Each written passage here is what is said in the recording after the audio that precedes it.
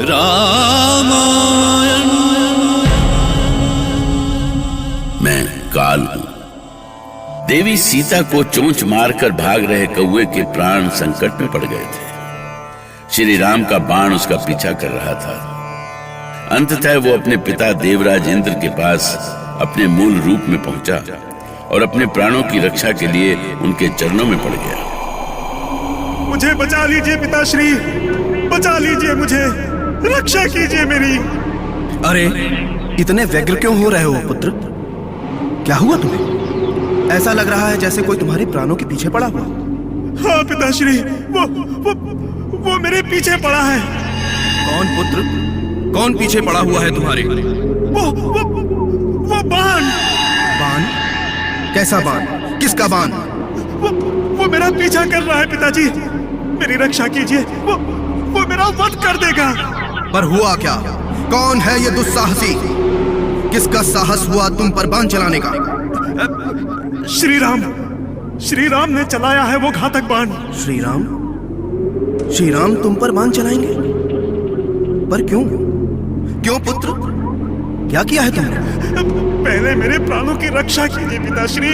नहीं पुत्र, पहले बताओ, तुमने कोई भूल की होगी। हाँ पिताश्री, मैंने देवी सीता का स्पर्श करना चाहा था पिताश्री।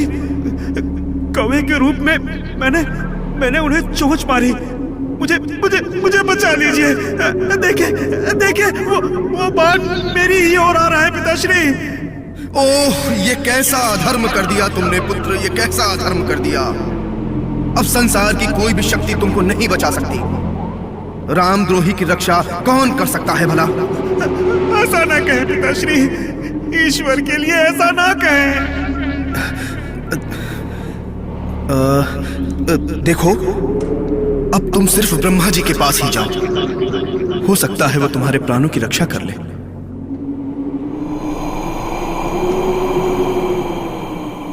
ब्रह्मदेव, आंखें खोलिए ब्रह्मदेव। देखिए, तीनों लोग कांप रहे हैं। लगता है किसी ने महाशक्ति का प्रयोग किया है। मैं ध्यान मुद्रा में वही देख रहा था देवी। भूलोक में राम ने ब्रह्म बाण का प्रयोग किया है। किंतु श्री राम तो जगत के रक्षक हैं। वो ऐसे बाण का प्रयोग क्यों करेंगे? अधर्मी को दंड देना भी तो श्री राम का धर्म है देवी। ऐसा कौन अधर्मी है जिस पर श्री राम का कोप बरस रहा है? थोड़ी प्रतीक्षा कीजिए देवी, ये अभी आपको शीघ्र ही पता चल जाएगा। बचाइए ब्रह्मदेव, मुझे बचाइए, मेरे प्राणों की रक्षा कीजिए। देखिए, वो अधर्मी आ गया। बचाइए ब्रह्मदेव, मुझे बचाइए। मैं आपकी शरण में आया हूँ देव, शरणागत की रक्षा कीजिए ब्रह्मदेव। ये तो देवराज का पुत्र जयंत है। इससे कौन सी भूल हुई? इसने राम की भार्या सीता पर घात किया है देवी। बचाइए ब्रह्मदेव, ये बाण मेरा वध कर देगा चतुरानन, मेरा अंत कर देगा ये बाण। यदि अपने प्राण बचाना चाहते हो तो राम के सामने नतमस्तक हो जाओ जयंत, इसी में तुम्हारा भला है। अन्यथा कोई तुम्हारी रक्षा नहीं कर सकता। मैं उनका कोप सहन नहीं कर सकता देव, वो मुझे मार डालेंगे। मुझसे बहुत बड़ी भूल हो गई है ब्रह्मदेव। तुम महादेव शिव के पास जाओ, हो सकता है वो तुम्हें बचा ले। मैं तुम्हारी कोई सहायता नहीं कर सकता जयंत। जाओ जयंत जाओ, देखो बाण तुम्हारी ओर बढ़ता चला जा रहा है। अपने प्राणों के भय से व्याकुल जयंत वेग से कैलाश की ओर उड़ चला। उसे विश्वास था कि महादेव तो हर शरणागत को अभय कर देते हैं, पर क्या राम के अपराधी को क्षमा कर सकेंगे महादेव?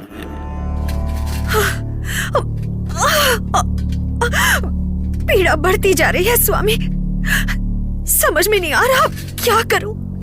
धैर्य रखिए सीते, मैं इस पर लेट कर देता हूं, पीड़ा दूर हो जाएगी।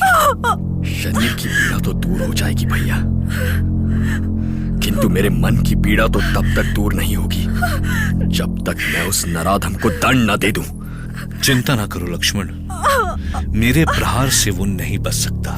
भैया, वो परम पिता ब्रह्मा और महादेव की शरण में है। यदि उन्होंने उसे शरण दी है तो भी ब्रह्म बाण के प्रभाव से उसे कोई नहीं बचा सकता। पर उसने ऐसा क्यों किया स्वामी? कौन सी भूल की थी मैंने क्या बिगाड़ा था उसका? दुष्टों की प्रवृत्ति कभी नहीं बदल सकती सीते। उसने अवश्य आकर्षण वश ऐसा किया होगा। भाभी के प्रति ऐसे अपराध के लिए प्राण दंड मिलना चाहिए भैया। यदि उसने अपनी भूल स्वीकार नहीं की तो उसे प्राण दंड ही मिलेगा। स्वयं महादेव भी उसकी रक्षा नहीं कर सकते, क्योंकि वो भी उसका सत्य जानते हैं। त्राहिमाम भोलेनाथ, त्राहिमाम, मेरी रक्षा करें भोलेनाथ। त्राहिमाम माहेश्वर, त्राहिमाम, मुझे बचा लीजिए भोलेनाथ, रक्षा कीजिए मेरी। राम के बैरी को हम कभी अभय नहीं कर सकते जयंत। तुम्हारा विनाश तो निश्चित है। नहीं महादेव, ऐसा मत कहिए। मुझे असहाय की सहायता कीजिए नाथ। जो संभव नहीं है उसकी चेष्टा मत करो जयंत। इस ब्रह्म शक्ति को कोई नहीं रोक सकता। ईश्वर, अब कहाँ जाऊं? किसके पास जाऊं? कौन मेरी रक्षा करेगा? ये कैसी भूल कर दी मैंने? नारायण नारायण। देवर्षि, देवर्षि, मैं बड़े संकट में हूँ। मेरी सहायता करें देवर्षि। नारायण नारायण। मुझसे तुम्हारी ये दुर्दशा देखी नहीं जाती इंद्रपुत्र, किंतु मैं तुम्हारी कोई सहायता नहीं कर सकता। अब तो तुम श्री राम की ही शरण में जाओ। वो ही तुम्हें बचाना चाहे तो तुम्हारे प्राण बच सकते हैं। नारायण नारायण। जाता हूँ, श्री राम की ही शरण में जाता हूँ मैं।